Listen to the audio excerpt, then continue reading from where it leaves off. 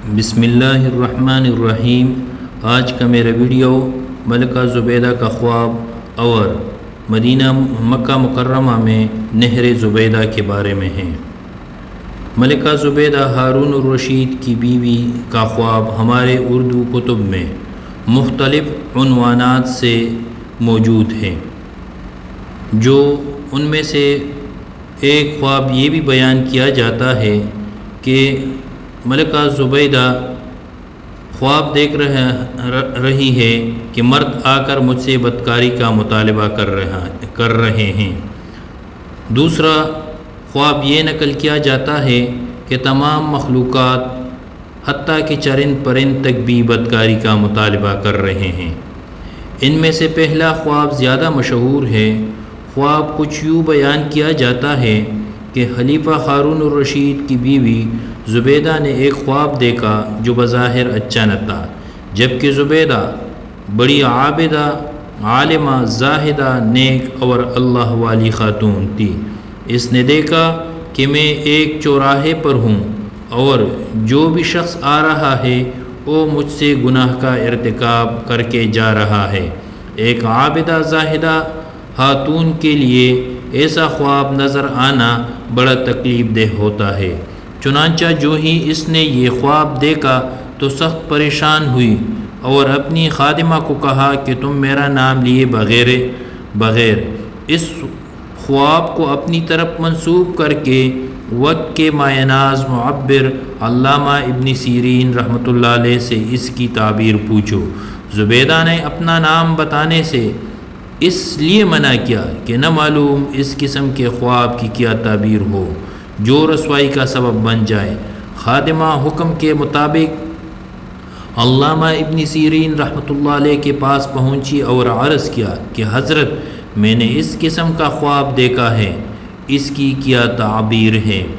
علامہ ابن سیرین رحمۃ اللہ علیہ نے جب خواب سنا تو فوراً فرمایا کہ یہ تمہارا خواب نہیں ہو سکتا، ایسا خواب ہر کس و ناکس نہیں دیکھ سکتا، یہ تو کسی خوش نصیب شخص کا خواب ہے۔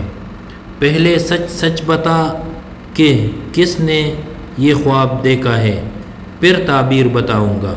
خادمہ نے کہا کہ حضرت، جس کا یہ خواب ہے اس نے نام بتانے سے منع کیا ہے۔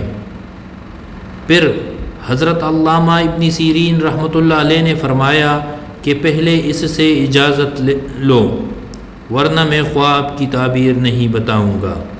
خادمہ زبیدہ کے پاس واپس آئی اور پوری بات نقل کی کہ ابن سیرین رحمۃ اللہ علیہ فرماتے ہیں کہ پہلے جس کا خواب ہے اس کا نام بتاؤ، پھر تعبیر بتاؤں گا۔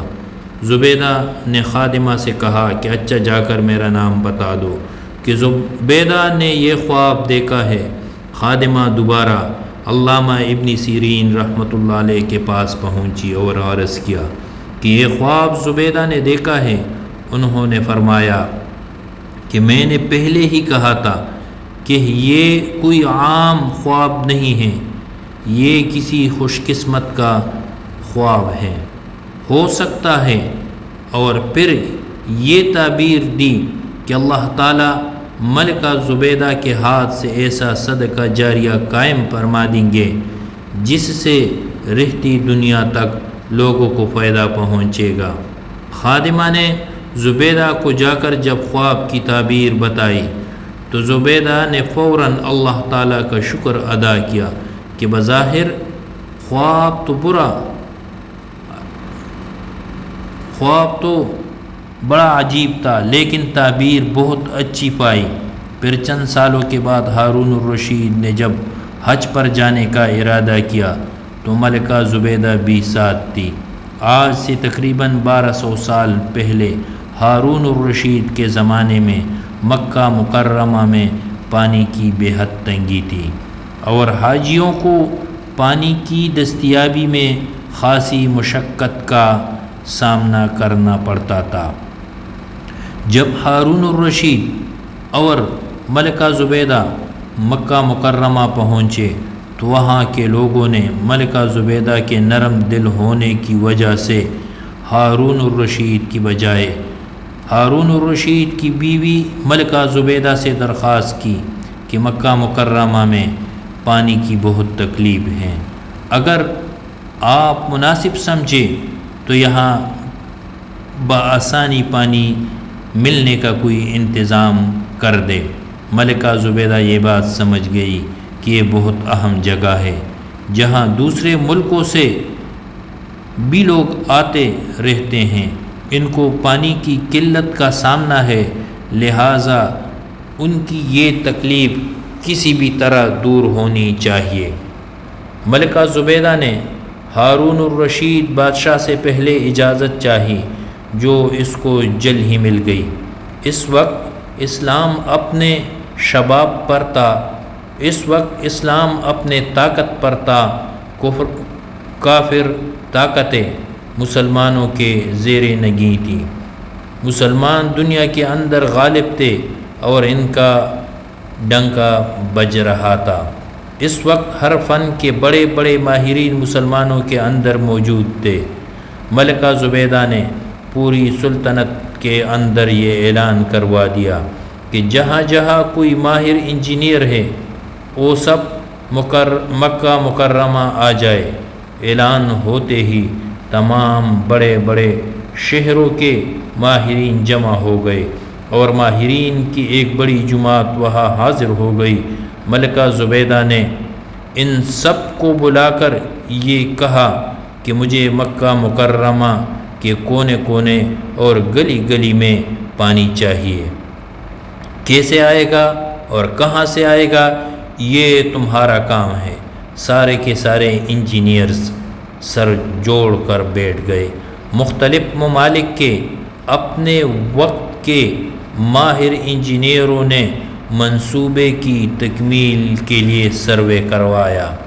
مکہ سے شمال مشرق میں واقع وادی حنین سے نہر کو دعا کر مکہ لانے کی منصوبہ بندی ہوئی۔ یہ کام انتہائی مشکل، مہنگا اور قریباً ناممکن بھی تھا۔ حنین اور نعمان کی وادیوں سے نہر کود کر لانا بڑا کٹھن کام تھا۔ پہاڑی اور غیر ہموار سطح زمین پر نہر کی کھدائی کوئی عجوبے سے کم نہ تھی۔ ماہرین نے سروے کے بعد ملکہ زبیدہ کو انتہائی مہنگے منصوبے پہ اپنے تحفظات سے آگاہ کیا تو ملکہ زبیدہ نے یہ تاریخی جملہ کہا، اگر اس نہر کی کھدائی میں ایک کدال کی ضرب پہ 1 دینار بھی خرچہ ہو تو میں ادا کروں گا۔ ملکہ زبیدہ نے کہا، اگر اس نہر کی کھدائی میں کدال کی ایک ضرب پر 1 دینار بھی خرچہ ہو تو میں ادا کروں گا۔ لہٰذا نہر کی تعمیر کا کام شروع ہوا۔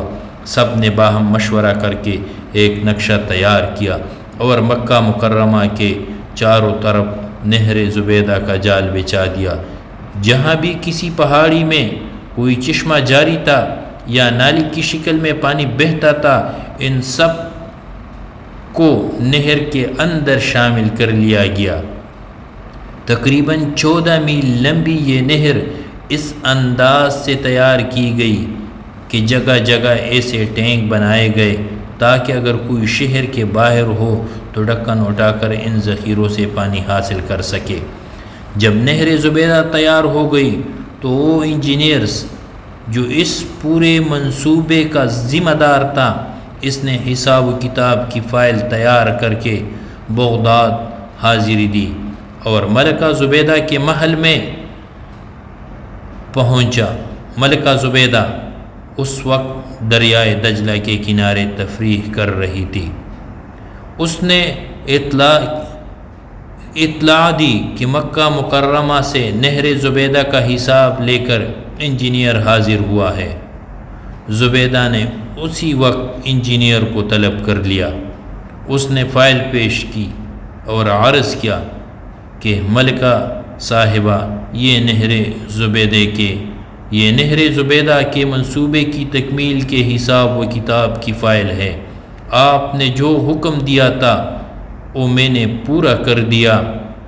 آپ نے جو حکم دیا تھا وہ میں نے پورا کیا۔ نہر بنانے پر 17 لاکھ دینار خرچ ہوئے جو ملکہ نے خوش دلی سے ادا کیے۔ یہ نہر 1 سال تک حاجیوں اور مکہ میں رہنے والوں لوگوں کے لیے پانی فراہم کرتی رہی۔ اس نہر سے روزانہ 600 سے 800 کیوبک پانی لایا جاتا تھا جو اس وقت کی ضروریات کے لیے کافی تھا۔ 1950 میں پانی کی ضرورت بڑھی تو لوگوں نے پمپ لگا کر پانی بھرنا شروع کر دیا، جس سے پانی کی سطح گر گئی اور یہ خشک ہونے لگی۔ اس نہر کی باقیات آج بھی حنین سے مکہ تک موجود ہیں۔ جب انجینئرز نے ملکہ زبیدہ کو کہا کہ نہر بنانے کا یہ حساب آپ کے سامنے ہے تو زبیدہ نے کہا آپ حساب لے لیجئے۔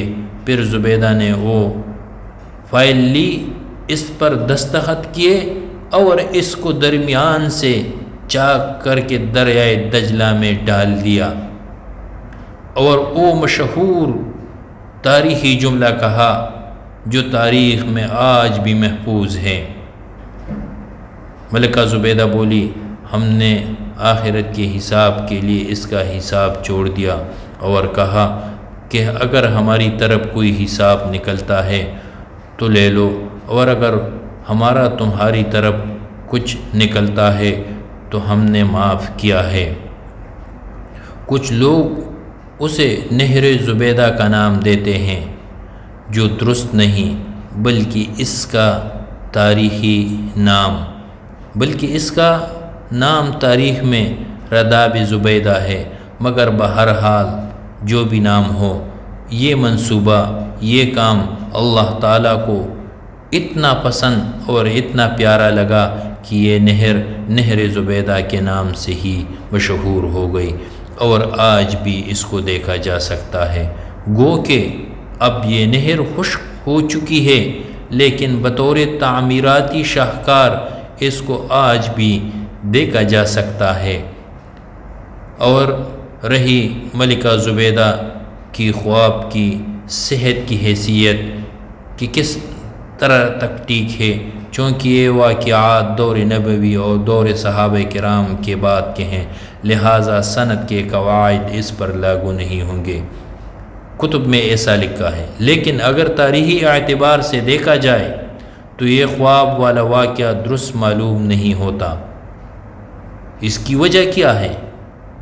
اس کی وجہ یہ ہے کہ یہ خواب والا واقعہ باوجود تلاش کے کسی بھی معتبر کتاب میں نہ مل سکا، اور دوسرا وجہ اس کو یہ بھی ہے ابن سیرین رحمۃ اللہ علیہ کا انتقال 110 ہجری میں ہوا ہے، جبکہ زبیدہ کی پیدائش 149 ہجری میں ہوئی ہے اور ان کی شادی 165 ہجری میں ہوئی ہے۔ تاریخی اعتبار سے زبیدہ کا اپنا خادمہ کو ابن سیرین سے تعبیر لینے کے لیے بھیجنا ممکن ہی نہیں بنتا، تو گویا کہ یہ خواب کا بیان کرنا کوئی وزنی دلیل نہیں رکھتا۔ ملکہ زبیدہ کی وفات بروز پیر 26 جمادی الاول 216 ہجری بمطابق 10 جولائی 831 عیسوی کو بغداد میں ہوئی، اور ان کی تدفین مقبرہ ہیزران میں کی گئی جو کہ موجودہ ترکی میں واقع ہے۔